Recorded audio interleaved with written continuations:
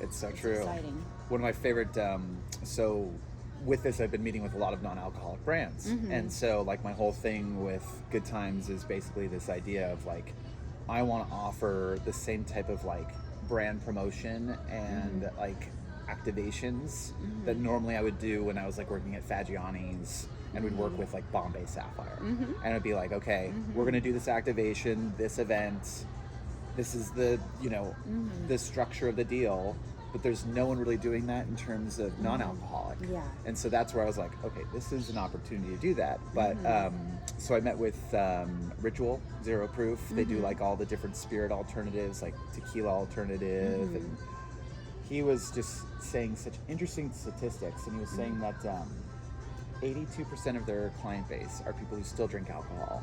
And it's like, it was really interesting to hear that statistic, but the reason I bring it up is like, you just have this situation where it's, a lot of people are looking at this right now. Yeah. And that's just really interesting to be in that world, but all these different communities kind of coming together that never normally spoke with each other, right? Like the sober community would never speak to the people in the alcohol world, but now they have brands that they can reach out to. Well, which is and neat.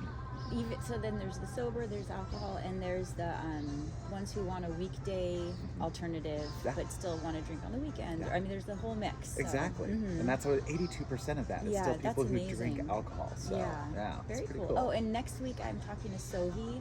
Oh, really? So Oh, I've been Alex willing and to reach out Julia. to them. Yeah. I don't know who they are. Okay, they're friends of friends, and we bumped into them. They just moved into our neighborhood like in the last year. Oh, so they're local. Yeah. Okay. Oh, yeah. Oh, wow, Yep. cool. So that'll be fun. And then I've reached out to one or two others that I'm waiting to see if they'll be interested. You should. Or not. I should introduce you to Daniel and Wes, who own Barrel Brothers Brewing. Oh yeah. in So Santa I did a Rosa. cold email through their website. Okay. A few days ago, and haven't heard back. But maybe if you Oh, want to totally put introduce in a you. little note. Yeah, they it would be literally fun. just gave me. They're one of the sponsors for I the St. saw Patty's that. Day. So Yeah. their beers are incredible. Oh, cool. So and there's the nicest people, and they were like, they came. When we opened at Palisades, they came in like a month before we opened, and they're like, "Hey, we're totally new brewery. We're just wondering if you'd try our beers." Oh, and I was wow. like, "Yeah, we'll try them out." And I tasted them, and I was like, "These are delicious. Like, Great. we totally would support you at any way we can." So that started the whole thing, and then we did that for like 2 years together with them, and we're finally like, cool. would you make some beer for us? And so they Yeah. started brewing beer for Palisades. Okay. And then they got in the whole non-alc thing. Yeah. And I was like, this is crazy. Like, because no one had really taken beer and found a way to preserve the beer itself to remove the alcohol. The only thing that was important was removing the alcohol in the past. Yeah. So they would boil beer to remove the alcohol, and you'd get this concentrated like cereal milk kind of or cereal water type of thing. It's like, it's just disgusting. But now what they're doing is they take a vacuum distillation. So what that means is that basically the boiling point is a lot lower temperature, so you can remove the alcohol without removing all the beautiful like aromatics and flavors that come from it. So it made it possible to do really crazy alcohol removed things that normally were not possible. And they use the alcohol for cocktail, for other purposes. So. Yeah, how cool. Well, we should just be using it for cleaning supplies and that kind of stuff, but we also put in drinks. So, and the other thing I thought that was cool about Barrel Brothers is they don't just have like their one token non-alcoholic beer just to have one alternative. It's like they're really exploring that. So, well, the thing that they're doing now is they're like, let's do the Pepsi challenge of side by side. Oh yeah. Alcohol, not alcohol. Yeah. So they have like their barrel aged sours. This one that I'm so excited to try because that's crazy. I've had their barrel aged sour with alcohol, and then they had at their brewery. That's kind of the best thing for people who are kind of curious. You can do the alcoholic hazy versus the non-alcoholic hazy. Yeah. And you really cannot tell the difference. That's And so amazing. that's that mind shift for people. They're like, wait a second. Same. So now you have to ask yourself, what am I doing this for? Yeah. What is the thing I'm chasing? Yeah. And like, is it the feeling I'm getting from it? Because if it is the feeling, how long does that feeling last? And then what are the repercussions of that feeling? And that's where you really start kind of questioning everything that you're doing. So, yeah. Absolutely. Yeah. That's like in what's it called? The Mindful Drinker documentary. There was an an African-American man who was throwing I think it was in New York, the DJ a guy. sober party, but he had a really cool name for it. Right. And he was saying we can show like maybe young people or people who are thinking they have to drink to reach that part of themselves that's really like letting loose or having fun or whatever, but you can reach that in another way. Totally. It was just very cool. So all of this, it's very interesting. Yeah. Yeah. Well, and like the crazy thing now that I love working in bar still and like kind of keeping my finger on the pulse is that I'm working more with Gen Z and like seeing the new generation. And for me, I thought for so long like they were just going to follow the same path. And in some ways they do. They still have their binge drinking and they go out hard and all the rest of it. But it's also really interesting to see a lot of them are like, no, I don't want to do that. I saw my parents do that, and that's not the way I want to live my life. And so it's just so crazy to see these people who are now in college and the next generation be like, no, I have no interest in that whatsoever. I don't want to be out of control. And it's like, okay, well, yeah, they are a very, very, very interesting group. But the funny thing is that some of them don't have the knowledge yet. And that's where it's interesting, where I have to step in and be like, hey, do you know what drinking is doing to you? Do you know why you feel like shit? Do you know why you have anxiety? Do you know why you have shame? Like why you're worried about what everyone in this restaurant thinks about you? It's not really what's happening. You're just in a shame spiral and thinking everyone's looking at you, and it's not the case. So interesting. Yeah, it's pretty interesting. Well, let's start. Let's go. Let's start the beginning. I'd love to ask you some more questions. Like, as a kid, did you have any dreams of, you know, what you wanted to be? So that's an interesting one. No, I really like for the longest time. I mean, I always enjoyed like really big comedians, like Robin Williams, Chris Farley, like all these just huge characters. Like that resonated with me a little bit. I think if anything, I think I wanted to be an actor or like be kind of on that center stage a little bit. Performer. Yeah. And then, so I followed that, like did some plays throughout like my like time as a kid. And then I tried out for West Side Story at Justin Siena and they just didn't even let me in the play. And I was like, okay, I'm not getting this play. It was like just one of those moments, like I just had that moment. I was like, okay, burying that, not gonna touch that again. So sad. Yeah, so that like kind of happened. And then it was so funny. I remember the acting teacher, I had him like senior year for like an English class or something, and he was like, you should have been an actor, like why didn't you do any of my plays? I was like, I actually tried out for your play and it didn't work, but long story. So then that kind of happened, and then funny enough, or not funny enough, just kind of how life happens, back in like 2012 I got approached by a food network that was like kind of in the startup phase. And so they were looking for people to create content for them and, you know, get in that world. And so I started looking at doing that. And long story short, ended up going up to Portland and having like this all expenses paid, just amazing trip. And ended up just getting to a situation where I was drinking all day. And it was just one of those first moments for me where I was like, this is my dream opportunity, and I totally fucked it up and just got way too drunk and like made, you know, a path that I shouldn't have made at that time. And it was just, you know, just one of those moments. And so that was like a really hard pill. And it was like one of those moments where I looked at my drinking and I tried to look into those different things, but it was just it was too soon. You know, it was just like I wasn't ready to. It wasn't the problem, I guess, is kind of the way to look at it. And then I started working at Fagiani's, and during that time, this guy came in and was like, hey, I'm from LA. I have connections to this radio channel that I think would really like your kind of content and what you're making. And so I spent like a year working on creating that concept and trying to be that kind of personality and that, you know, that thing.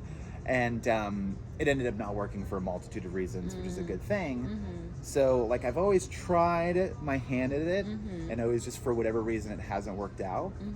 But so that's kind of led to now where I'm trying again to like put my best foot forward of being kind of that personality in the space of a non-alcoholic drinker, to kind of like get into that area and get more comfortable being in front of a camera, doing those things that like I kind of wanted to do as a kid. So I know that was a long. No, this is what I want to hear Okay, about. good. Yeah. So that's kind of like the long tail of like, and then for me right now, especially, my feeling is that there's not anyone talking about this, and no one in this town, specifically in Napa, wants to say that they have a problem with alcohol, or that they're looking at their alcohol consumption, or that they're even like not going to be involved in it, because my life, our lives are enveloped in this.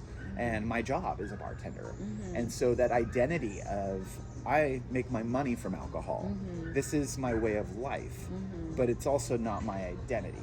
And so that's like that weird thing of, it's a juggle act, but it's also that amazing thing for me to be in a state and a time where it's like, I can see that there's alcohol, and I can see that there's non-alcohol. And there's a lot of great things here, but we need to bring more attention to it. And for me, it's like, there's no good North Stars for people who are looking at like the culinary or bartending world to say this person is a stand-up person and they are trying to do better. It's always something else, like Anthony Bourdain, for instance, where it's like, he, for all of us in our industry, was a huge personality that we all kind of wanted to mimic and be, or at least for me. And it's like, then you look at it and you say, okay, this person was riddled with depression and issues and took his life. And it's like, that can't be. There's so many great things about him, but there's so many things that we have to look at and say out loud need to be looked at, and how can we do better? And it's like, you know, Mario Batali, like, just a misogynistic asshole. Like, I'm not, you know, I'm calling these people out because they've been called out already. And it's like, all I'm really getting at is, I want to kind of be that person that can be a good role model to someone who's looking at this industry. And I think, I think that's really like, and I know I can't do that the way I was in the past. So it's a challenge. And there's room for it all. We're not saying that there shouldn't be the wine industry, that it's not amazing, that, you know, but there's room for more.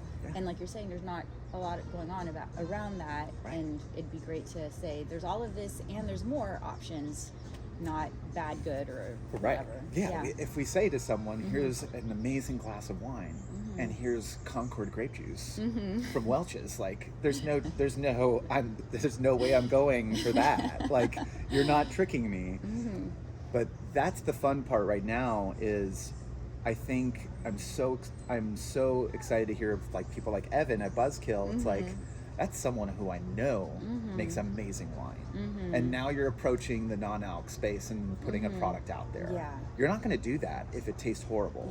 And that's the exciting part for me, of like looking at those different categories and styles of wines and being like, okay, we're getting close to making a sparkling wine that tastes like champagne or prosecco. That's amazing. So now when I'm celebrating a birth or a birthday or a huge celebratory moment, instead of me taking off my sobriety, because it's just, you know, I'm just toasting, it's just New Year's Eve, it's like, I no longer have to say that or do that. And that's really awesome, because that's where I'd slip all the time for like the last 10 years for me. It's just like, well, it's my birthday, I deserve to have a glass, and then it's, you know, puking, you know, that night, and just like way too many glasses. So it's like this, like, it's this slippery slope. But I think those I really, that's my hope, is that the people who are doing both will be more vocal about doing both. And then I think it's going to have more conversations around the why do it, and then also where is this going, and then hopefully people get comfortable to talk about their own. And I know it's going to take a long time, but that's the exciting part for me, that I'm actually with Good Times going to start talking to brands just like you are, who are in the non-alc space, and really, you know, get down to the meat and potatoes of it. And if they'll talk about their, you know, sobriety or their journey with alcohol, then that'd be kind of a fun thing to talk about. So are you still bartend? I mean, you're an entrepreneur. What are your What am I working on? What are you working on? Okay. So I started bartending at Wilfred's Tiki Lounge back in May. Okay. So as you can imagine, this valley is very incestuous. And so Joel, who's kind of the lead bartender there, was someone that was a bartender that I hired when I opened up Cook Tavern in St. Helena. Okay. And so, I just knew that position was there. And I was like, I'm looking for a new place to bartend for the year and put my hat for the summer and for the season. And so did that. And then really fell in love with it just because tiki is just so laid back and I can kind of be myself instead of having to be this kind of like branded version of a bartender for whatever restaurant program I'm doing. Okay. So this is kind of a place where I can be myself and, and it's great. So just being able to work there, and we have a good mocktail section for people. So it's not like, I feel as if we're doing it as well as you can in this industry of having that. Yeah. So is there actually a mocktail menu? Or? Yeah. Okay. Yeah. Cool. So we have a mocktail menu, and we have like 4 drinks that we feature on there. And that's been really fantastic. And it's like, it's getting back in the bartending world is a very difficult thing. And like I had to approach it very carefully.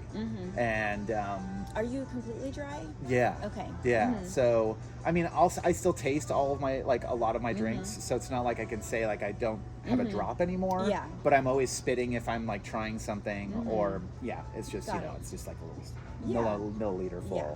But I definitely just done. How long have you been It's dry? about 15 months now. Okay. Yeah. So, and that's the funny thing about it is, my last time, my slip was at Wilfred's. So it's kind of funny to be in the eye of the beast, like all the time. But the ultimate test. Yeah, exactly. But I mean, I think that's also, again, like the coolest part about right now is that when I do have those moments and that kind of like, I really want to drink, I no longer have to like deny myself that. I can literally be like, I need to go pound a beer right now. And because that's like my thing of choice was beer for a long time. I've been involved in so many breweries, and just beer was my life from the beginning. And so, I mean, literally I can just slug down a pint in 2 seconds and just like, I get that feeling, and that's, the funny part is that it's almost the feeling of doing it is all I needed. And at least for me, especially in the bar setup, like it's so funny, I can get that like cheers with the bartenders who are drinking and just have a little something and get back to work, and it's I'm doing my flow. There's not that price tag. Yeah. And then the one thing I do have to say with this that like I don't want it to make it seem like I'm just cold sober and that's all I use. I rely heavily on other herbal things such as cannabis and mushrooms, not psychedelic, but more of just like functional mushrooms. And those 2 things for me were huge, I think, in my sobriety, because like whenever I really needed that moment of like I am in a state of like anxiety, I could turn to CBD or I could turn to THC and just get that like kind of turn off. So, in what form do you consume? All of them. Okay. Yeah. So the main one that I have been involved in, and like I think the industry's really kind of coming into its own, is the whole like beverage, water soluble. So that's been a one that really changed the game for me, of like all of a sudden I can just put CBD in my coffee in the morning, and I can put it in like when I'm at work, it can be, all right, I'm having a moment, I need to take a couple drops, and like just have that kind of like, that can be my ease of not using alcohol and using that instead. And it provides what benefits without any side effects? For me, there's no side effects. I'm not going to say that's going to be everyone's experience. Some people have anxiety from taking cannabis and THC. But for me, it was really kind of that looking side by side, and just, I've done a lot of it. I've worked in the space of cannabis. I've been an advocate for a long time. And then when I really started experimenting in college, I just found so much relief from it. And that was the hard part for me, because it was relief and also rebellion, right? So it's like, was I doing it because it was rebellious, or was I actually getting a benefit from it that I didn't even comprehend? And that's a funny one for me, is that cannabis is such an unknown, and there's so much stigma around it, even more than being sober and non-alcoholic stuff, right? So for me, I feel like one of my like life goals is to first resonate and get acceptance from people in terms of culinary and non-alc, and then have that conversation of what if cannabis and plant medicine. You know, like, what are you going to do as a replacement, and how are you bettering yourself? Because I'm still on that journey of bettering myself, but these have been the tools that have helped me, and I think could totally help other people too. Yeah. So that's that one where it's like, with all of this, and the thing that I'm challenged with every day is I do not want to be a preacher. It is not my place to preach and tell you what to do. And even furthermore, I also need to have a conversation with you that makes you feel comfortable, and make it so I'm not making you feel uncomfortable, that I'm judging you in any way, shape, or form. And as soon as I say that word cannabis, everyone in their mind flinches out. I've just said it's illegal. Oh wait, no, exactly. it's not. Like, I've just said a word that to everyone in the world is that moment where you're just like, oh my God, he's talking about this. We should be talking about this. We shouldn't be talking about this. Do younger people feel this way too, or is it just because it was, you know? That's illegal? a really interesting question. I think they're more open to it for sure, but I still think, regardless. You know what? That's interesting, Priscilla, because I would say for the most part, everyone that I talk to who's young is totally fine with it. So I don't think there is. It's from the historic totally hiding. It was so funny. We had these boomers in at the bar last weekend, and this person came in just smelling of cannabis. Like, they weren't smoking it right then or anything. Like, oh my God, I can't stand the smell of that. And I'm just like, you guys reek of wine. Like, you're just deciding to smell what you want to smell. Like, your teeth are stained purple, and you reek too, dude. Like, don't judge that person, you know. And that's also hard, right? Like, just to be that person who immediately just came in and was judged by the smell or whatever. And I think that's also the thing with non-alc too. Like, when you're at a bar and you have a beautiful martini coupe with a beautiful garnish on it, and here I am with my Sprite, I feel like an asshole. Like a buzzkill. You're a buzzkill, or I love that. Yeah. Like, you're that buzzkill, like, you just stand out like a sore thumb. So that's the most important part for me. And because I think people feel judged, like, you aren't having one, so you must be judging me. So then now I feel like I'm being judged. So it just, the vibe just my gosh, the tanks. vibe, all of it. Yeah. So that's exactly that judgment part. As soon as we get into judge or all of that, it's like, wait, I'm not judging you. You're judging me, but you think you're projecting, and like, it's just it's a vicious cycle. Yeah. So I mean, that's the whole idea with my new concept of starting Good Times Alc-Free, was saying, how can I get rid of that judgment, and how can I make them feel as if they're having the exact same experience as a craft cocktail bar, but not have the alcohol. So let's put that fancy cocktail in that gorgeous coupe glass and give it a garnish. And even actually, let's make it more pretty and more thought of than that other drink. Like, that's where I want to see this industry go to. Because we want the experience. Of course. It's not just Oh, you're totally fine. You know, the funny part is, I have to tell you when we're done, I have a really great audio app that will get rid of all the noise. Oh, okay. Adobe came out with one, and you literally put it through, and it'll make your audio perfect. Oh, wow. Yeah, you don't have to do a thing. You don't have to edit it. You don't have to get out the gaps. Good to know. And I'll transcribe it too for you, which is a nice one to have. Yeah, I love that. Yeah. But it's the ritual too of, like, I'm having a nice drink. Yes. Like, I don't just want a Sprite. Right. But maybe I don't want alcohol tonight, but I want something special. So, like, at home, you know, we put our non-alcoholic beer or whatever malt beveragey thing in a, you know, we have some nice beer little steins, glasses, and then you have the right glass, like, for the beverage. like my husband makes fun of me, like, I want my soup really hot, I want this in the right, you know, if you serve me, if you're gonna give me champagne, it's not gonna be in a champagne flute. Like, I'd like to know in advance, because maybe I don't want it, because it doesn't feel right to not have a flute or a flute, you know. So all of this matters. It's the ritual, and it's silly in a way, but at the same time, it's not, because that's how we make a moment feel special. But why is that silly? I know. I don't know. It's like, that's the thing. Like, they're I know, silly when to be you drinking. dig in. Yeah. Who's the sillier one in this I know. situation? Mm-hmm. And then the interesting one for me, Priscilla, that really I'm trying to kind of just make loud or broadcast is we drink alcohol to survive. Water was not something we could drink. So the only thing we had was alcohol. And that is a generational thing that just stopped recently. To have access to clean drinking water is a new phenomenon in our world.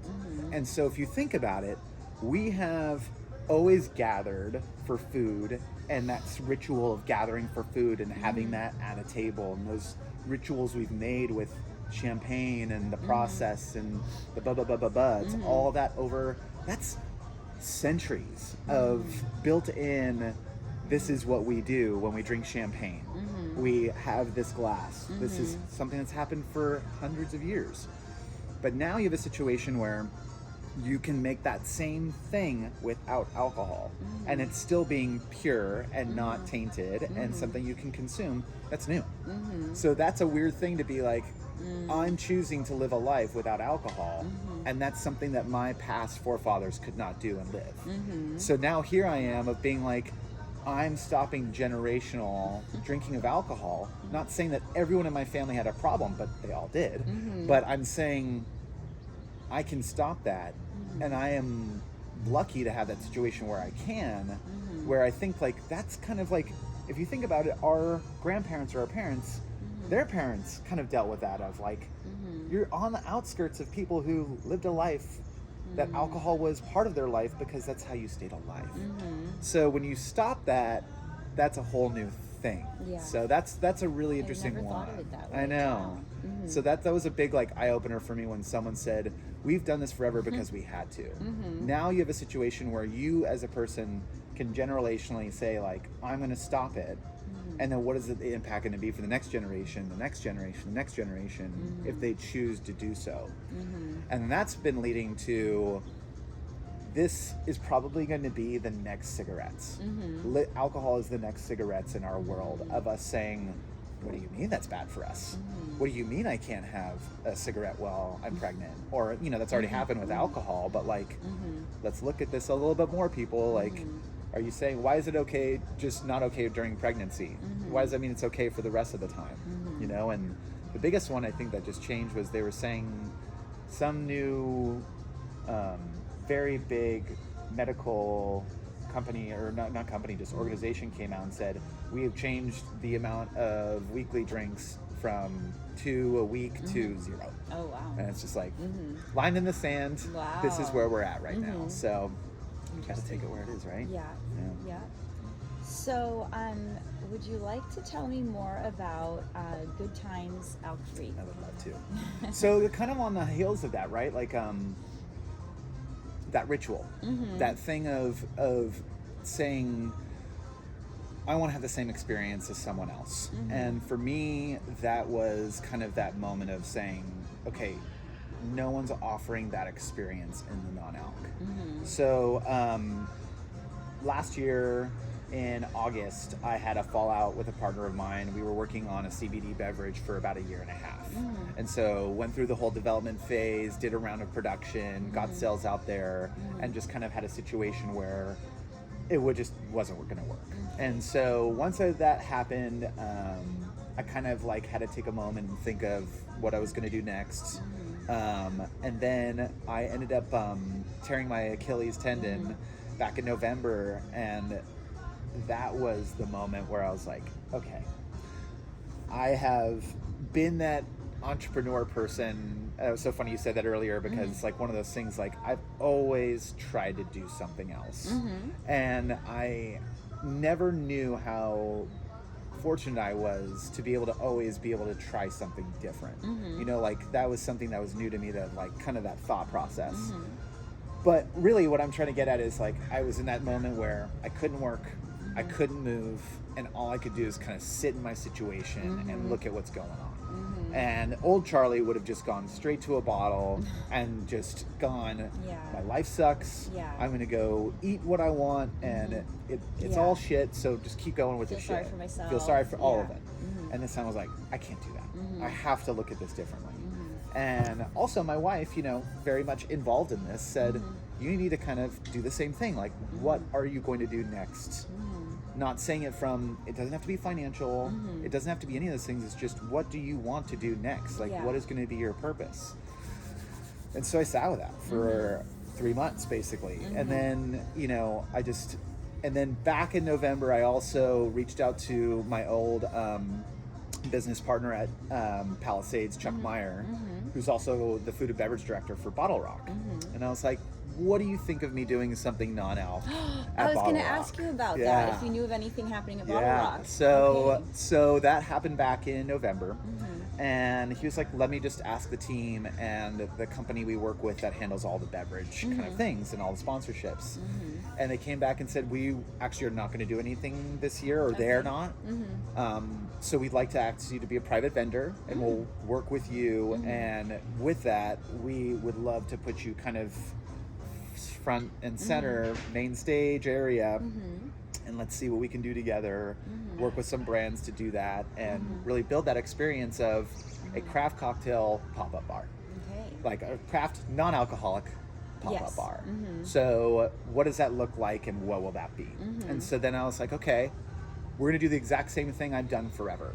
I've done lots of bar programs where it's an event or whatever, and I'll say, the funny thing I did was, as you can imagine, in your 20s and 30s, everyone's getting married. And for me, being the bartender, I finally said, you know what? I did this for our wedding. I made 5 gallons of a whiskey drink for me and 5 gallons of a gin drink for Sarah. And that was just what we had for all of our friends. We had a blast.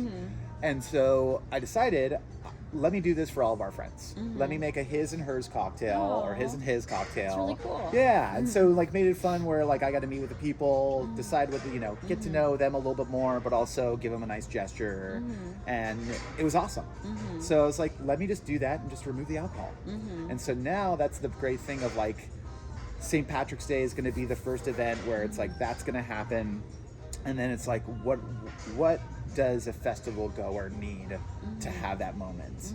And that's a fun thing of like saying, and before I met with Ritual and heard that like 82% number of those are the people like people who drink alcohol looking for a non-alcoholic beverage. Now the idea is, hey, if you want to make it through this festival, maybe take a break and have a non-alcoholic drink. And then also offer that. Again, there's room for everything. Exactly. Put it in the mix. No judgment. Yeah. We're here for you just to have a non-alc moment, but it's going to feel just in the same glass as everyone else in the, good vibes, hanging out, just having a good time. Cool. So yeah, that was kind of the background of it. And then so is that is Good Times going to be it's going to be the pop-up? That's the pop-up, and that's the brand. So I probably jumped a couple things there, but basically so the concept is offer that right in the heart of it all. So it's going to be the wine tent is right next to us, and then directly after that, where you turn on Main Street, basically you turn left to go to the main stage or right to go to the other stages, and we're right there. So it's a really great opportunity. I think it's really going to show off a lot of the scope of what's in the space. Like, will you have beer, wine, and cocktails? Oh, so everything. Cool. Yeah, so that's the concept of let's give everyone what they want, right? Like, you know, let's give them that frozen slush, frosé. Like, those are the things that we've never had in the non-alc space that I think people want, right? Like, last year at Bottle Rock, I went to a little food vendor and they had, I don't remember who it was, I wish I did, it was someone from out of town, I think, and they had they made me something. They had a kombucha thing, but they made me an amazing little cocktail, and I've been thinking ever since, I want another one of those. I wish there was, I hope there's going to be something, and so wonderful. Yeah, it's really cool, and I think you know, the fun challenge with this that Bottle Rock gave me is, let's look at how we can turn this into its own category, right? Like, how can we get brands to sponsor this and also get enough awareness around it and really make it shine. So that's my job now, which is really exciting and also totally scary at the same time. So are you gonna? I mean, is there gonna be a loungy setup? Do you do that yourself? Do you have a partner for that part? You know, how does so basically now, like, the idea is to go and find sponsors and start creating that kind of experience and curate what we're going to do. Yeah. So right now I'm in conversations with a couple different spirit brands, beer brands, and wine brands, and saying, how can we bring you into the stage? How can we turn this activation into something that's really exciting? Is activation your term, or is that actually it's a normal industry term? It's kind of an industry term of like, so basically the way I like to think of it is we're doing a music festival that's Bottle Rock. So then, and we're brand Good Times Alc-Free. So we're going to do an activation inside of Bottle Rock, and it's going to be themed this way. And so this is the concept. This is what we're going to create.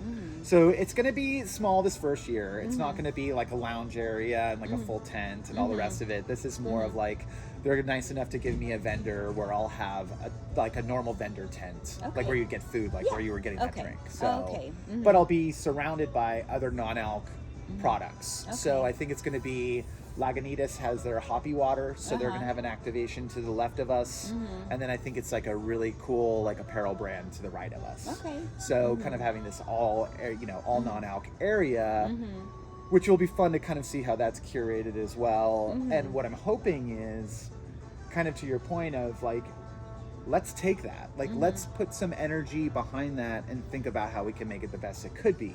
And I think that's also where like Bottle Rock is, of being like, hey, we are doing our thing. We'd love to see what non-alc can do, but we don't want to invest our own time and money into that. And they've tried in the past, and it's not to say that it didn't work, it just wasn't the outcome that they were looking for. What I'm hoping to do is kind of be that in between, or that medium that says, you're doing a phenomenal job putting on your event like Bottle Rock. I let Good Times come in and we will operate your non-alc activation for your event. So that's the hope, is like, we'll get to the situation where conferences, expos, private events, weddings, all those things are saying, hopefully in the future, like a stadium and all these places being like, we have what we have, but we also want to have the non-alc option for people where they are. So that's have you heard of is it Temperance out of New York? Super familiar. Hold on, let me check I was just taking notes on this. Oh, Absence of Proof. Yes, Elizabeth. Yeah. So I mean, is that a little bit? Very much so. Okay. Very much the same thing of a non-alcoholic pop-up. Yeah. And that was a fun thing I really enjoyed about Josh did in Mindful Drinker, of kind of showing that there's more and more of us doing this. And so very much so of kind of that same thing of like, she's starting to create chapters in different locations and putting on these pop-up events. I wish she was doing one in San Francisco, but I saw there's upcoming ones in LA and Seattle, which actually is where both Patrice's siblings live. So I'm like, well, should we do a trip and like check out this, go at the same, so we'll see. That's what I'd love to say first and foremost, because it's very important, is the main thing that I think is important in this category and for me is inclusion, and there's room for all of us. So like, the best thing I've loved about the community of kind of sober social media, I guess is the best way to put it, is that community is really strong. And I also feel that way very much with the NA space, because a lot of us have gone through the same things, right? Like Josh and I, without me even meeting him, I know that we are going to just hit it off, and him and I have gone through very similar situations. So I think the thing to say is, Elizabeth, it's so fun because I've gotten to see her evolve her business and her concept from even before she did her first pop-up. And so that was great of like, but the cool part is that myself and another friend who's active in this space, we both reached out to her and were like, hey, if you need anything, let us know. Like, if you need recipes or need any help with cocktails, let us know. Like, very much, let's all help each other out. And the community is just amazing. And I think that's... Rising tide lifts all boats, or what's for sure. But also, like, that's the thing. I did a video about it yesterday, and I think it's kind of important to say, it's like, the people who in these early stages are vocal about them being so sober and like talking about that is so powerful, because there's so many people who are going through the exact same thing and don't want to talk about it and don't think there's anyone else going through it. And that's a thing for me of like, with this, like I really do feel as if I have that support of people who just are in it and doing the same thing I'm doing, right? Yeah. Like they have been doing it for that amount of time. Maybe they're a week into it. Maybe they're 5 years into it or 10 years. They all have like this great support for where they are. And that's really interesting of like I have someone else who's, same anniversary as November of 22. It's or 21. It's like there's those people who have those same dates. So that's my guy that I know, and it's like we can kind of connect and say, you're still doing it. That's awesome. Yeah. Like keep going. Like there's that. Well, it's the power of vulnerability, right? For sure. Where people are being vulnerable here, and then suddenly you find out there's all these other people who are interested in the same kind of lifestyle. And seeing their vulnerability makes you feeling like you can do it as well, and that you're not going to be shut down or just ridiculed. I mean, that's the hardest thing in all this for me. It's like you have to deal with your own inner head monologue of that you shouldn't be doing this. Like this is ridiculous. You're a drinker. Like you don't talk about sober and non-alc. Like what if you want to turn back and be a drunk again? Like I've also done this because now I'm holding myself accountable. Like I can't. If I do, I mean, I'm not saying like I still understand I'm still a human and I can make mistakes and will make tons of mistakes. But like that's also that thing of saying, for today, I'm not going to be drinking, and this is who I am, and I want to hold myself accountable by doing these type of things. So by sober bartender, you're actually a bartender in a traditional bar, and you're a sober in terms of you don't drink. And then are you also? Does that term also mean like you make non-alcoholic beer, like cocktails? Interesting. Like is it a? Yeah, that's actually a really interesting thing. Like saying like I hope it turns into that. I never really thought of that. I think I really hope it does turn into that, because the word sober is a very, very triggering, powerful word. And it's a really interesting one. And I don't know how I feel about it. It's like one of those things that I also, it's a word that's important to say too, because it also makes people understand where, like what I've gone through and kind of sets a stage. Like it's more than saying like a not low alcohol, no alcohol, right? Like or I'm not drinking right now, or I'm taking a day off, or I had a horrible night last night. Like those are the things I probably said in my earlier days of sobriety, just to like make it not be known that I was sober. That was also the benefit of COVID and all the rest of these things. Like you can kind of do whatever you want during this time and no one's going to see shit, right? Like you can decide you're going to do non-alc and not have the world know. But I hope it does turn into that. I really kind of think that would be fun. Like I also, and that's the weird part for me of also using plant medicine is like, should I say I'm Cali sober? Does that make it understandable a little bit more for someone? Like, is that a little bit chiller of a sentence? But I also, that's where it's tough for me, because I also don't want to be fake and tell someone like I'm just sober and doing this cold turkey. Like I feel like I'm doing an injustice to the plant a little bit by doing that. So it's a tightrope, right? It's like, and that's a fun thing about doing it all out in the open is also you get the situation where I'm kind of not hiding any secrets, and I'm going to make mistakes along the way, and I know that if you do a big one, the world will tell you, and you're going to have to kind of make adjustments. Of it, and again, the vulnerability is beautiful. I mean, it's open, and people can either not model themselves off of you, but see kind of what options there are, and it's very cool, and I appreciate it. So the St. Patrick's Day event and Bottle Rock are the two kind of upcoming pop-ups for you? So those are the two that I have actually slated to happen. And is it going to be just more of an events kind of curated thing, or are you going to have a bottle shop type of online store? So my concept as of now, because being someone who likes to do a lot of different things, I also have to also focus. So, for me right now, those are my main things that I want to give 100% of my time and effort to building out and developing. I'm kind of proof of concept. But so this is what Good Times and I'm doing for the year. So basically my plan of action is for every major drinking holiday, once a month, offer a non-alcoholic pop-up in the North Bay. Okay. So that could be San Francisco, Oakland, but featuring most of the time localized here in Napa Valley. Okay. So the concept is my community, show them that we have a place for people to do these things, and give someone an outlet on a day that normally revolves around drinking and they have nothing else. And so that's the concept of trying to have just as much fun and frivolity as I would behind the bar, non-St. Patrick's Day, but just without alcohol, but I'm still getting to create all those things that I love to make.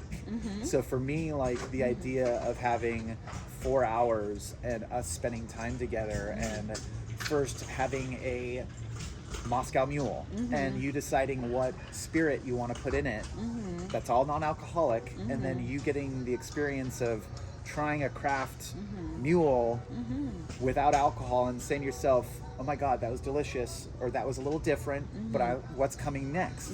And then we'll have the brown derby, which is like a grapefruit whiskey honey drink. That's going to be delicious in its own way. And then we finish with an Irish coffee. It's like these are all the traditional St. Patty's things that I would have.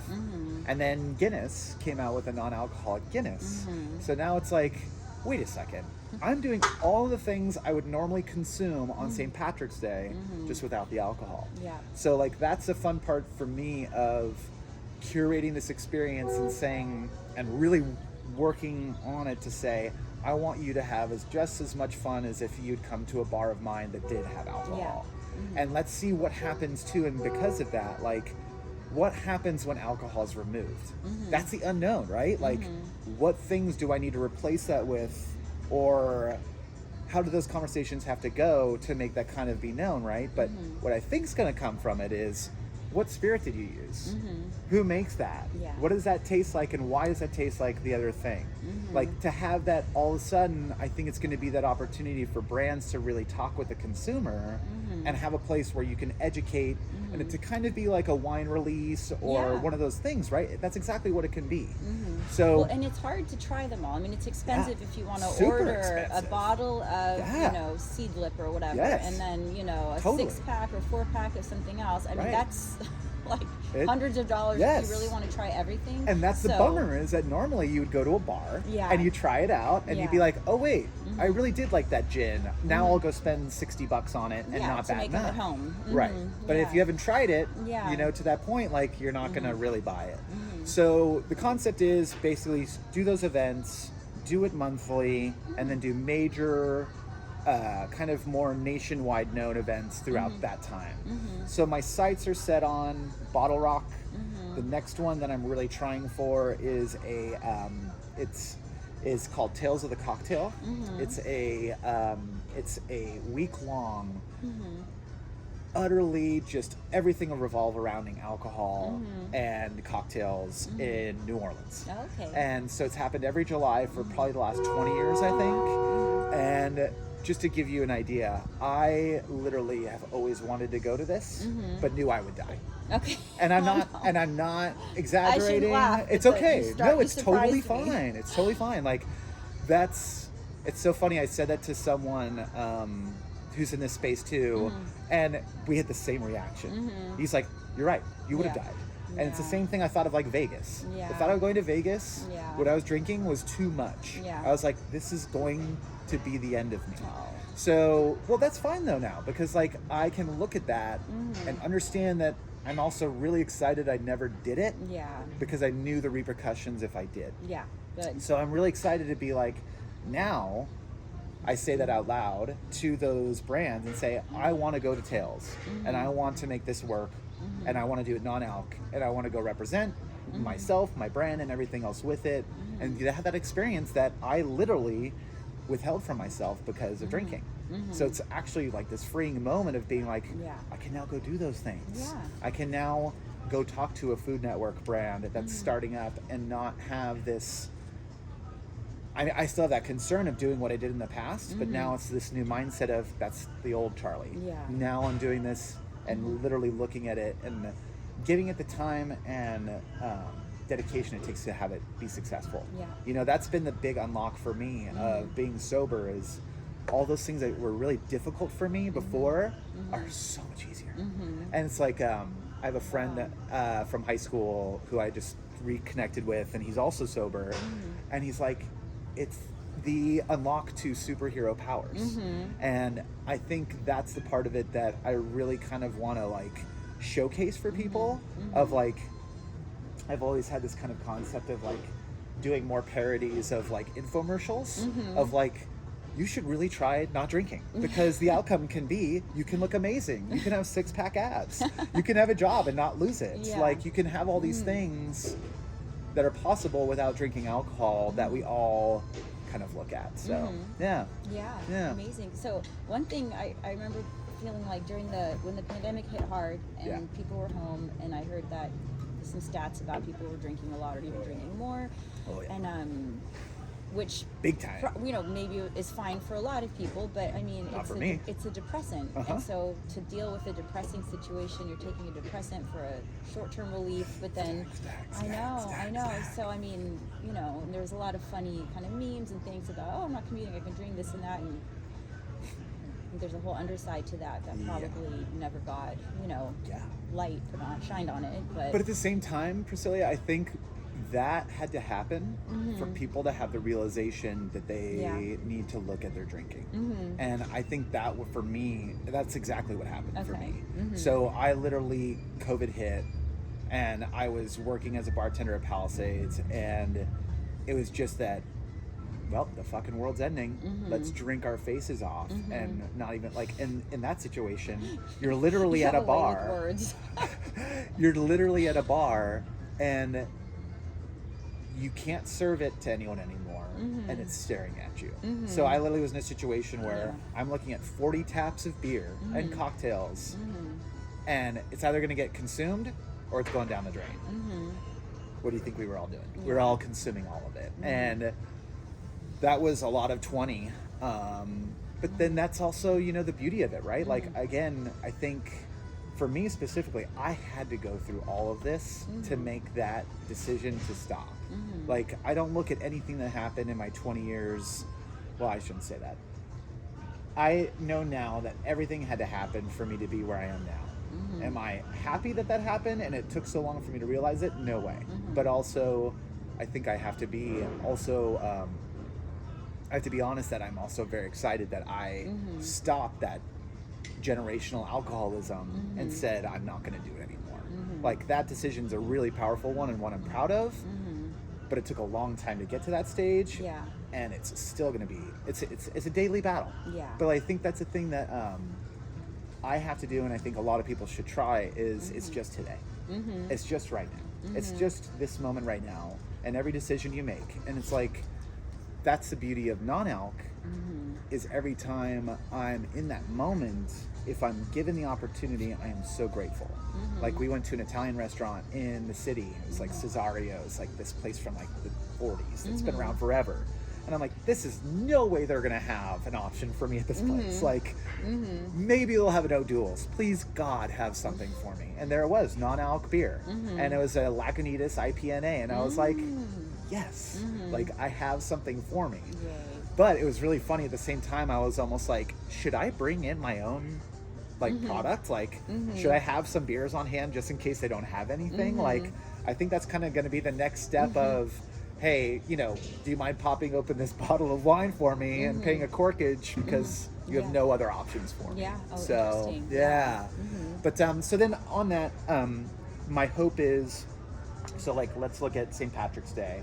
My hope is to we're curating a menu of products. So then the hope and the intention is to then take that online as a bottle shop and offer those products to people for them to purchase after the event.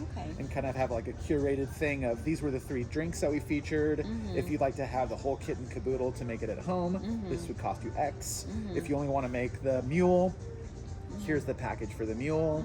If you want to make an Irish coffee with delicious Naysayer coffee and have the full setup to make the best cup of coffee you've ever had, this is the equipment you would buy.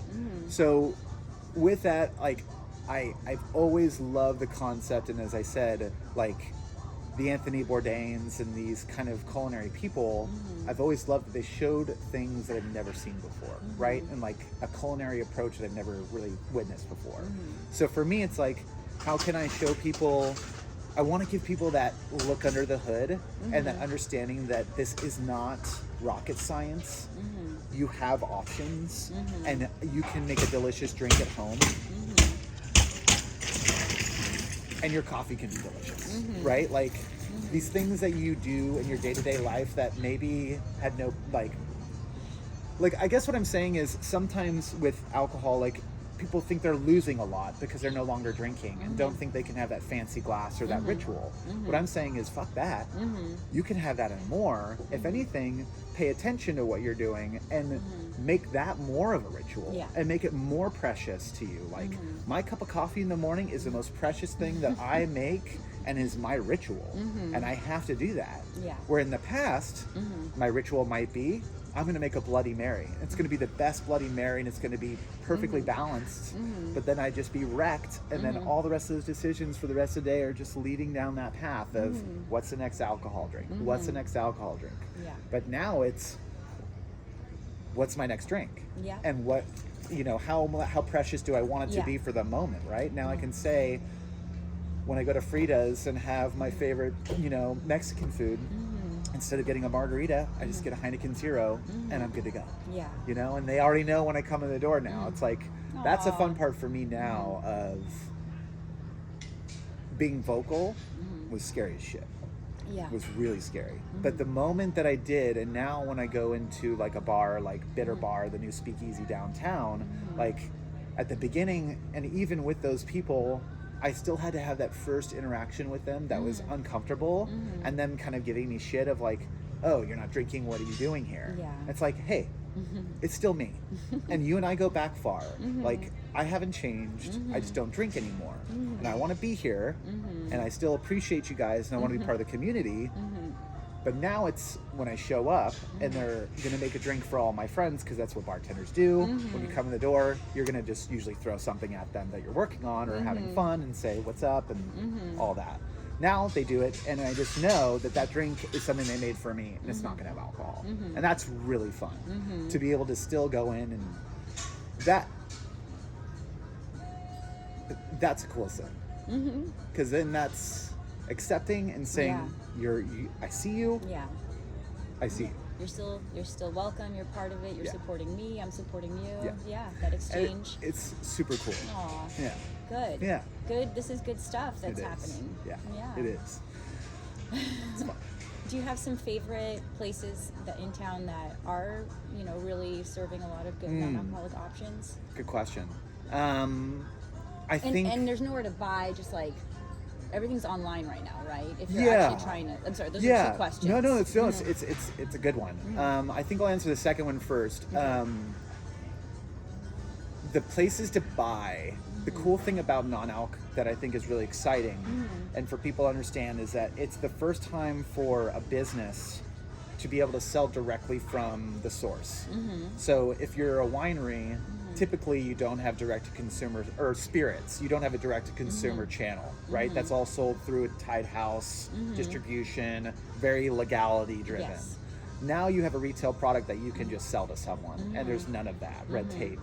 So that's a beautiful moment, and so that's kind of the interesting moment I'm having too, of recognizing maybe the best way to support a brand is a bottle shop's a nice thing to have, and I think you can make a curated thing, but I think it's almost more important to drive the traffic and people's understanding to those brands, so they can get 100% of the sale, and then they also, so I think what's going to happen is the affiliate side of things is really going to grow, which is a really interesting channel, and I think is what I want to kind of focus on, of being more of an affiliate and an advocate and ambassador for a brand, and saying, this is what I recommend you trying for this.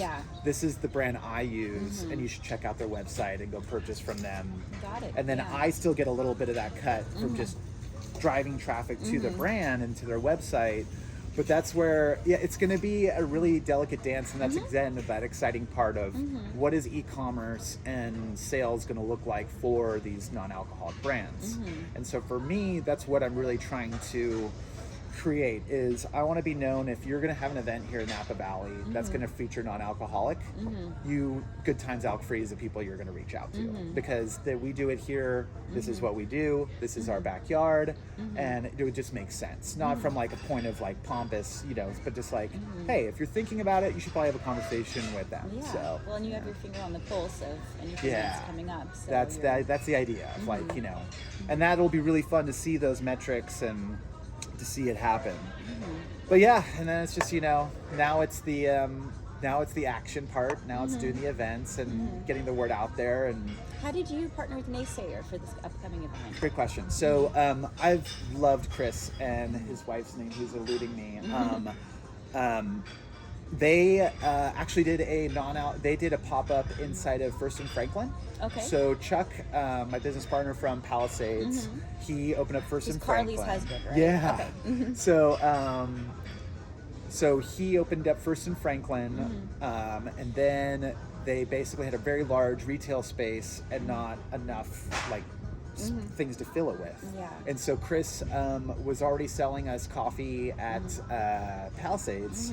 And he'd been a regular of ours, and he was like, hey, what do you guys think of this? And I was like, absolutely, this should happen. And then Chuck ran with it, and they've done what they've done. Oh, so Chuck is part of Naysayers?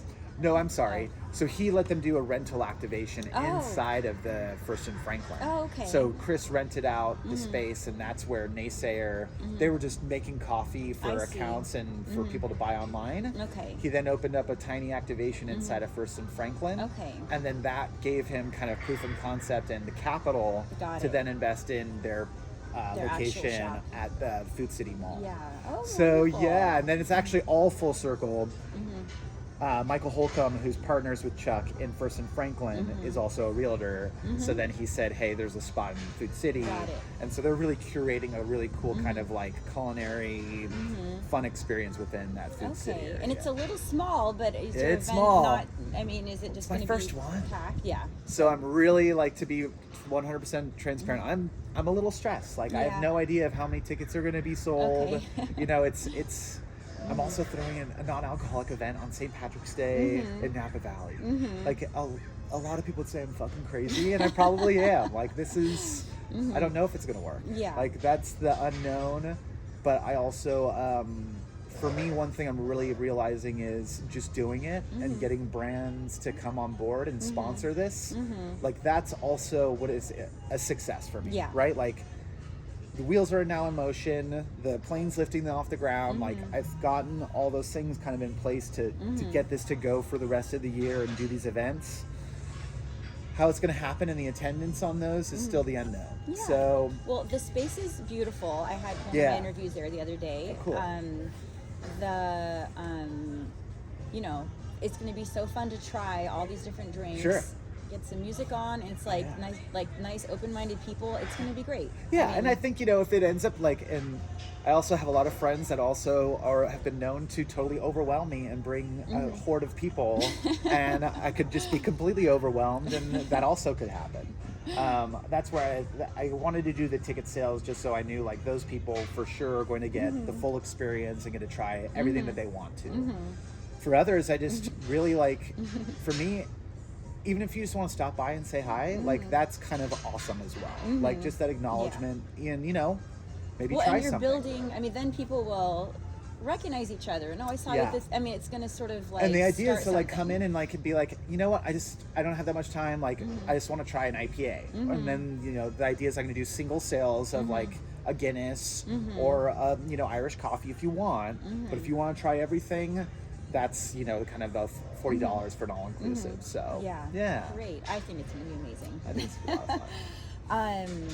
Let's see, we've talked about kind of people's attitudes. There's probably there's resistance in the Napa Valley, I feel like, if you're not drinking, but it's definitely, I think it's evolving. Yeah. Again, I think the thing about it is when you say it, it makes people have to think of their own drinking. Yeah. And I think that's a really triggering thing for a lot of people. And I think that just all takes time again, right? Like, I think that's, you know, when I first would tell anyone, they have a visceral, defensive reaction. But over time, the more they see me, the more they see that I haven't changed, I'm still the same Charlie, I just don't drink anymore. So I think that's going to help. But then I think one thing I always have to say is, unfortunately, money rules all. And the more that people see that people are leaving alcohol in very large speeds and exponentially, the alcohol producers are very scared right now. They don't understand what's happening, and they don't understand why, and they are moving as fast as possible to counteract that. Like seeing Heineken Zero doing a commercial in the Super Bowl was really, really, really eye-opening. Of you just took a Marvel character and made it about, you know, Ant-Man, which is perfect, like talking about, you know, defying all odds, a small person all day was just perfect. Like that, again, is one of those moments of time of like, okay, this is a powerful statement that these big brands are making, and they have to, because if they don't, they're going to disappear.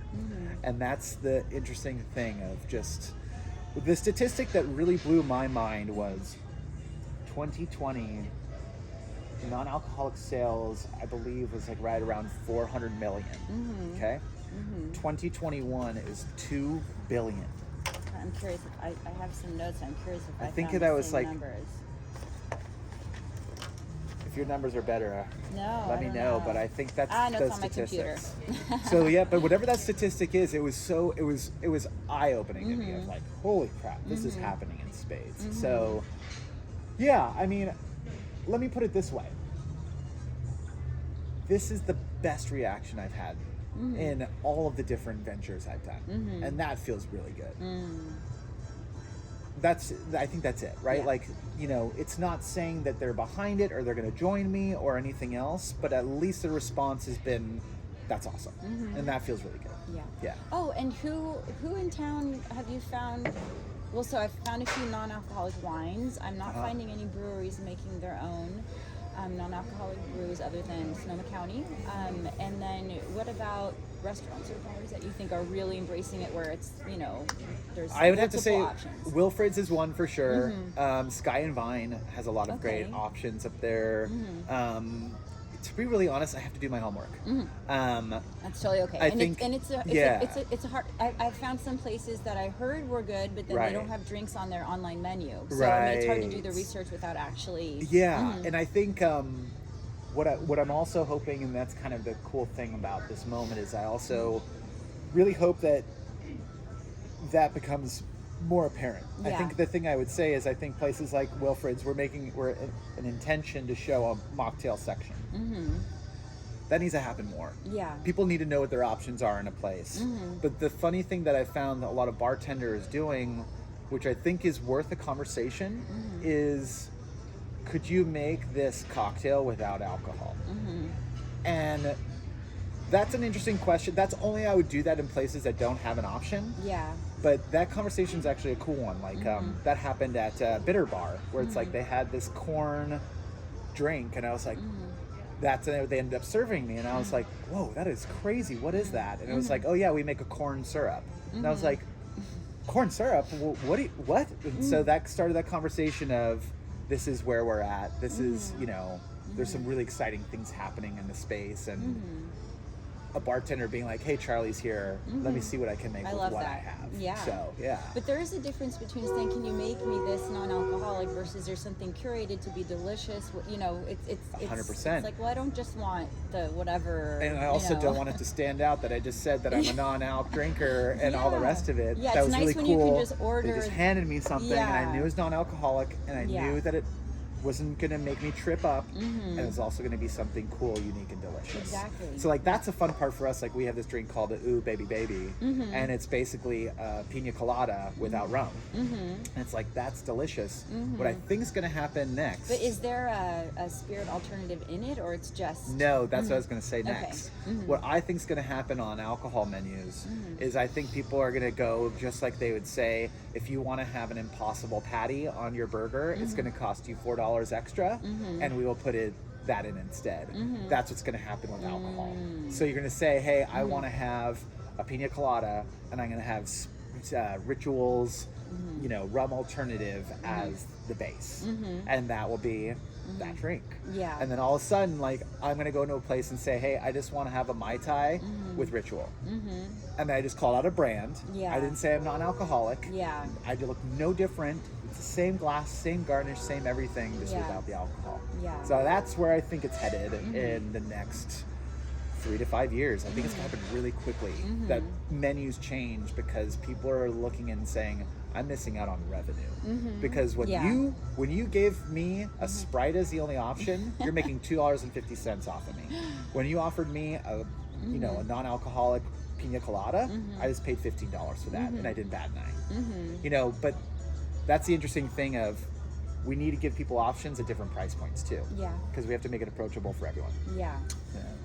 Wonderful. Yeah. Well, I don't want to take too much of your time, but you have been amazing. This is so interesting. That was super fun. Yeah. Would you be willing to get me like 5-ish photos that might illustrate, I don't know, kind of help tell the story, whether it's bartending or if there's something where you're working on any of these other projects, just to kind of help illustrate things, because it's more interesting for readers to see some pics. For sure. Okay. For sure. And if you ever come across anyone doing something innovative in the Valley, whether it's in alcohol or non-alcohol, just anything that has something kind of new and interesting, can you send me a note? Because I'm always on the lookout for... Absolutely.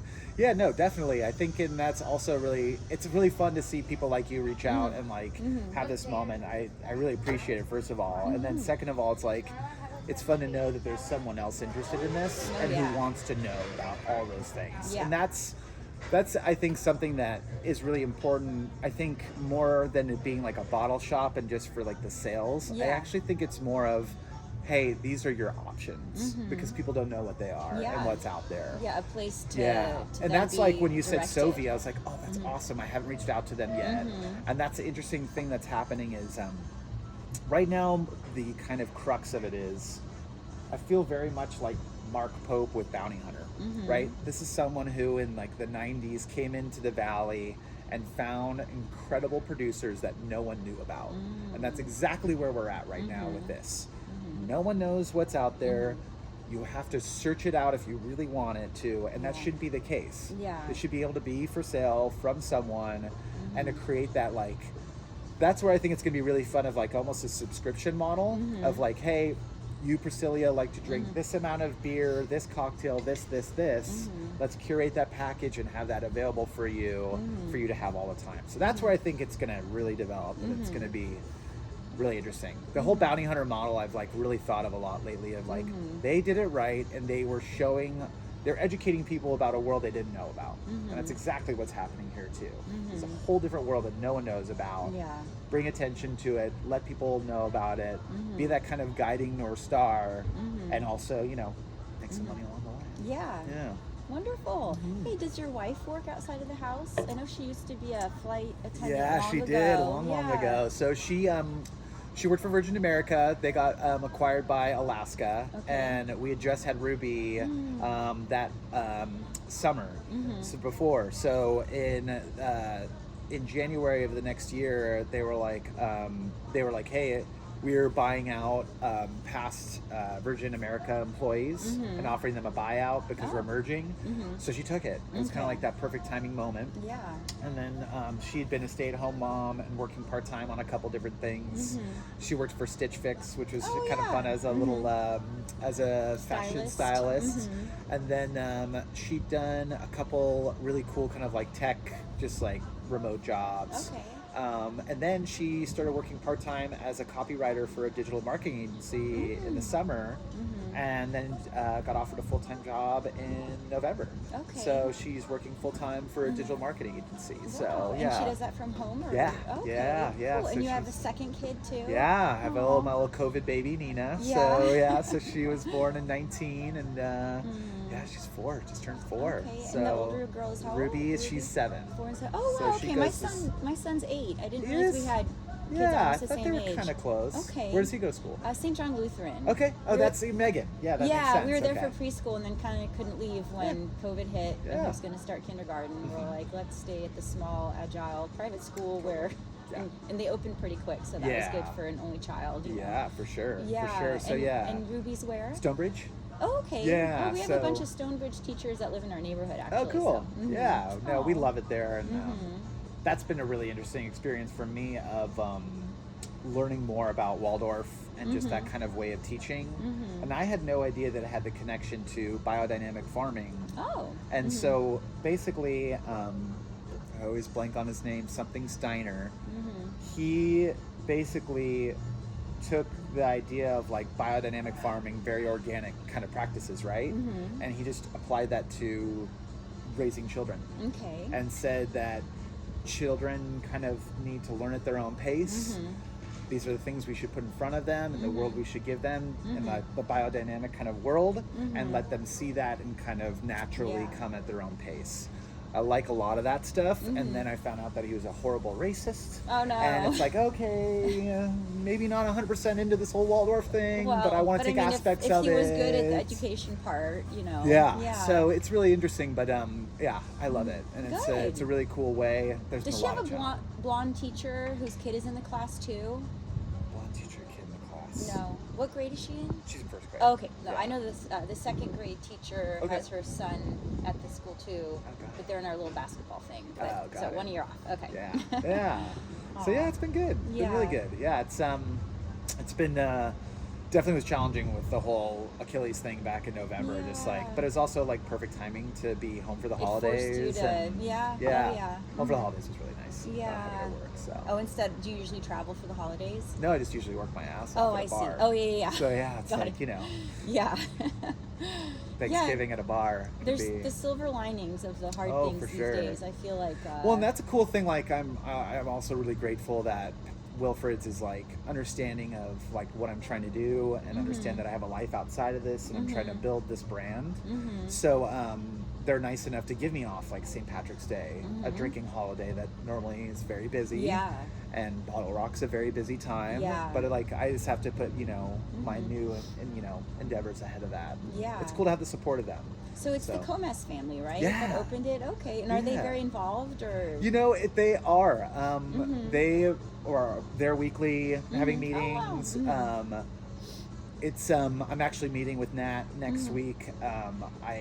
I asked if I could do a podcast interview with Seedlip next Wednesday, and I was like, "Hey, can I do this in the venue? Like, would you be okay with that?" And Nat's like, "Yeah, of course. Like, actually, let's talk about what you're trying to do, and let's see if there's any collaborations and ways we can do that with work." So, I'm really excited. Nice. It's I think that was one thing I was going to kind of say, and what I'm hoping to kind of put out there in the world is like, I really want to be that outlet for wineries, wedding coordinators, restaurants, and even venues and all the rest, and saying, hey, if you need help with your non-alc program, we'd love to help you out. Like if you have an event or whatever, like I want to be that thing where if you don't have a cocktail menu or non-alc cocktail menu, like let's work with you and let's show you the products that I'd recommend for you for your whatever you are, if you're a Mexican restaurant or Italian or the rest. Yeah. So because that's the thing, like I think it's going to be really weird, but at the same time, like I do see this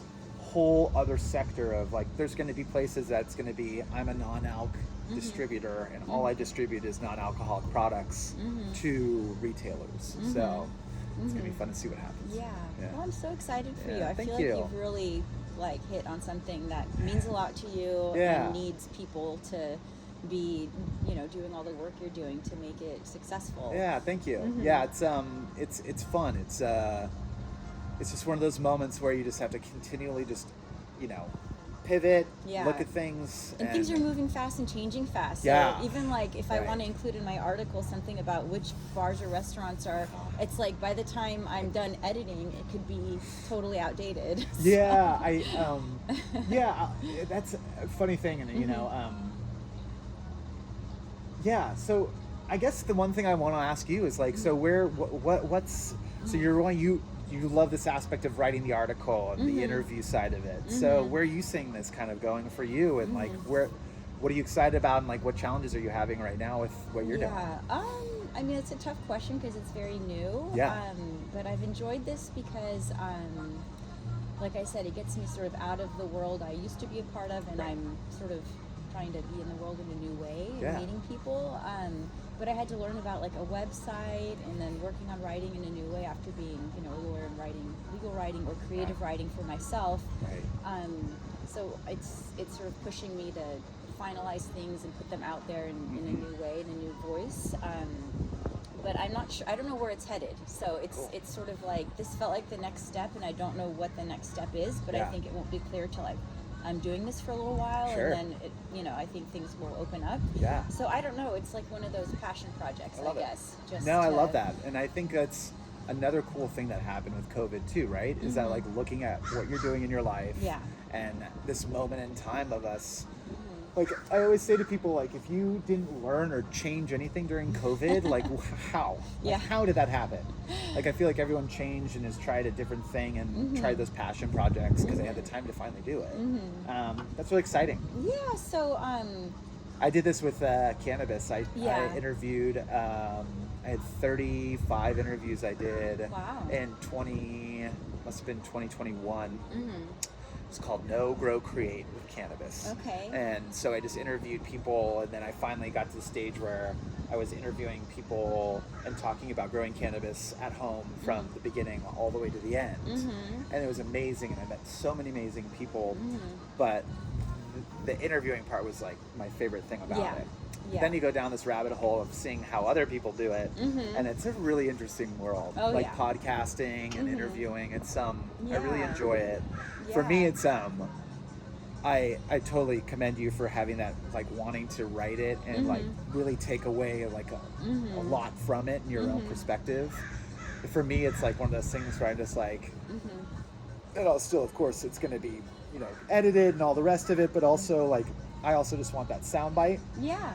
And that video. Yeah. And then like that main takeaway and turn that into like a 15-second short and put it out for the world to see and enjoy. Well, and this is where I enjoy the writing, but I'm realizing how much I love this part. Okay, but cool. I'm more of a hide behind the scenes kind of person and put out something that I've very carefully edited. Totally. But I almost wonder at some point, should I be thinking about doing more of a but let it evolve, right? Just like you're saying. That's where I'm like open. I'm open. Right? I'm like, who knows where if I do this for a year, who knows what by the end of it, what the takeaways are going to be. Well, I just totally put you out of your comfort zone and made a video. So now you're going to have to say, okay, I can do that. Yeah, right. Yeah, if you want to. And it's also I talk fast and I say and and the beauty of it now, like I was saying, is literally you put that video into a program and it will spit out a transcription. It will take out all the ums, all the ahs, all the weird pauses. If I say something I shouldn't have that I don't want in it, you literally delete the sentence or paragraph and it removes the video from it. It's gotten so much easier. You said it's an Adobe product? There's a lot of them. But if you ever go down the rabbit hole, I have a lot of resources for you when you're ready and when you want them, because I kind of studied this world of like interviewing, podcasts, and just kind of I'm still very much working on this, and that's the thing for me. Like, my passion project is how do people become kind of a notarized character within their realm, right? Like, how did a celebrity happen back then, and like what gains virality now? It's a really interesting kind of thing. So someone I follow a lot is Gary Vaynerchuk. Okay. I don't know if you're familiar with him. So he's a multi-millionaire, like entrepreneur through and through, and but he's been doing YouTube since like 2006 and created wine videos for his dad's company, Wine Library, that he created with him. And so he would review wines and grew his dad's business from like 3 million to 20 million a year, and spent all of his 20s developing his dad's store, and basically has just, rocked it and like recorded everything, and then became this kind of like known person on YouTube and celebrity in that, and then became known for being an entrepreneur and doing businesses. This guy is ginormous now, and his whole thing is like he's from the Czech Republic, and he came over here during the whole wall breakdown when they brought 100,000 people from the Czech Republic and brought them to the States. His family was one of them. Okay. And so it's just this really cool story. He has this passion of buying the New York Jets. But the coolest thing about him is he's all about positivity, empathy, really leaning into those like soft, really important skills.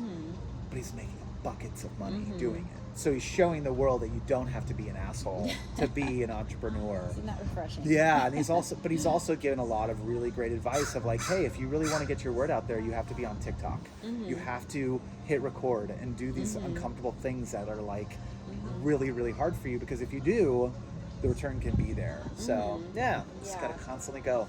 Yeah, well, and then it's fun because it's shining a spotlight on some, you know, sort of there's an exchange happening there where it's kind of a win-win. Yeah, totally. It's so satisfying. It is, and it's I also love that aspect of you have no idea what's going to hit and what doesn't. So it's like I put out this video talking about how the heel of the bread, how like it's a dad's sacrifice to eat the heel of the bread. Yeah.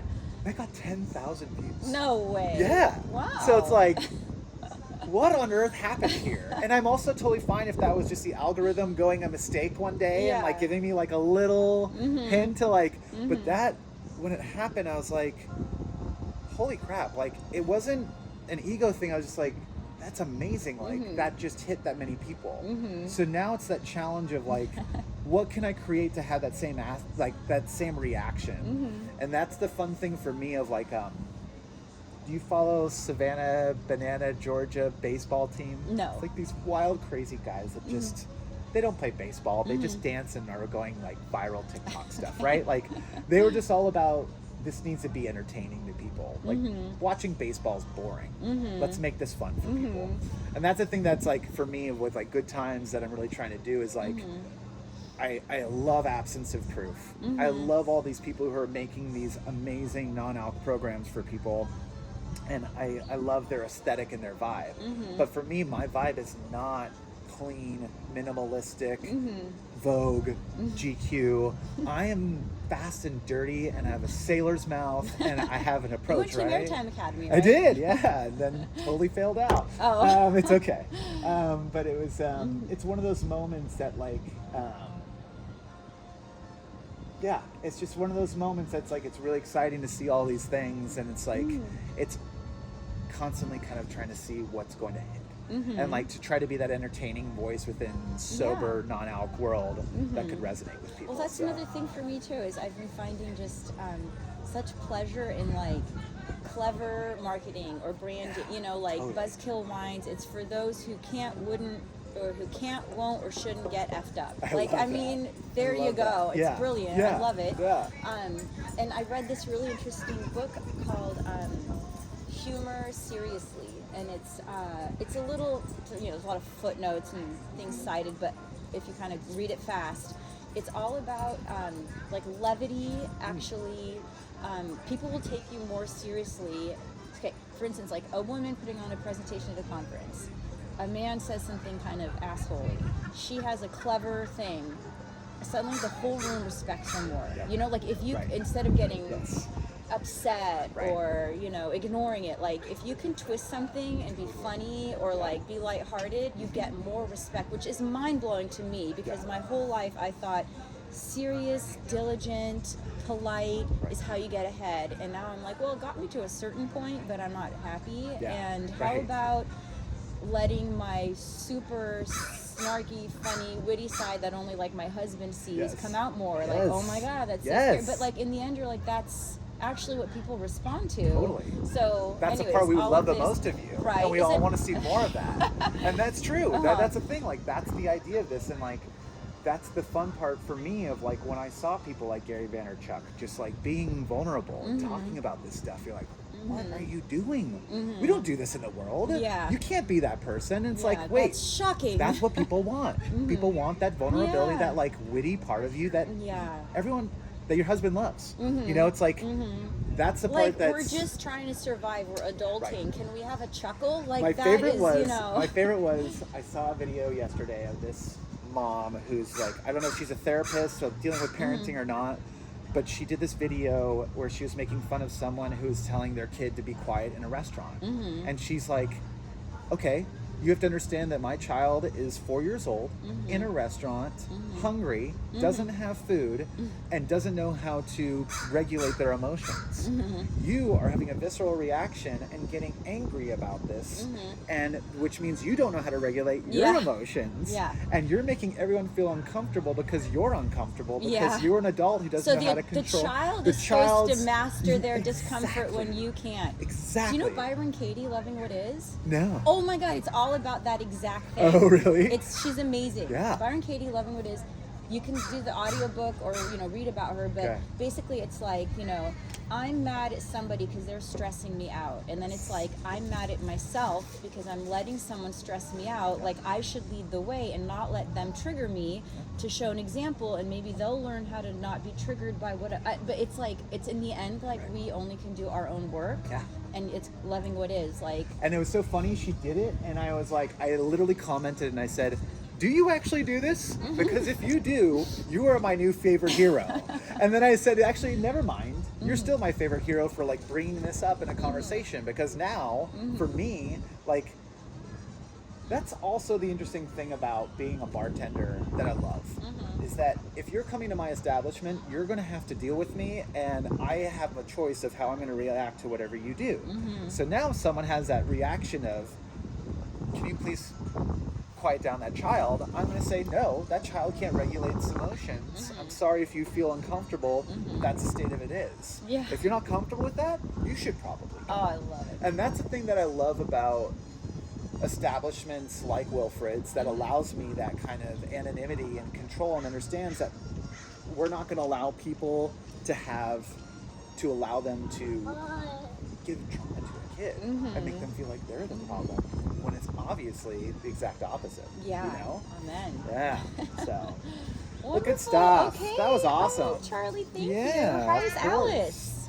She's awesome. Yeah, the principal of her principal. School. I mean, she's amazing. I know, it's incredible. So she's doing really well. They John just had been working for Sprint forever, and then or Verizon forever, and just left, and now is over at Sprint. So so they had a little bit of change there, but doing great. Caroline, her oldest, is a complete rock star. Yeah. She's a soccer